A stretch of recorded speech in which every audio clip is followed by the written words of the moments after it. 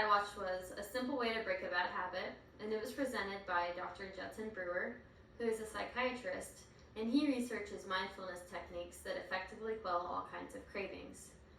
In the presentation, he talks about how to break a bad habit by just being really mindful about what you're doing when you're doing it. An example that he gives in the presentation is an experiment that he conducted with a group of smokers who had tried to quit smoking over time by forcing themselves not to smoke, and they kept failing.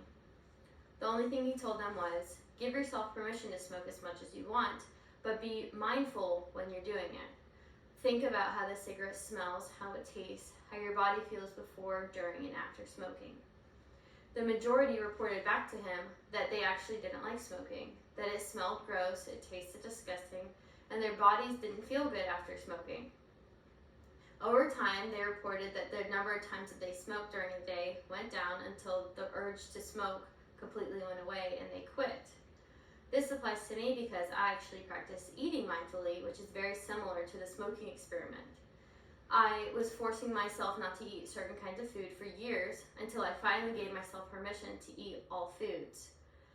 Over time, my cravings decreased until I started to develop a much healthier relationship when it came to food. But back to the presenter, I really liked the way that he stood confidently. He took a few steps to the left or the right, he used his hands appropriately, and he didn't wave them around in an exaggerated manner. He used a few visual aids throughout the presentation that really helped the audience keep up with what he was talking about. He had facts to back up everything that he was talking about, and his clothes that he wore were plain. They weren't distracting, they weren't brightly colored, but they were professional. Overall, I really was interested in the topic and the way that he presented it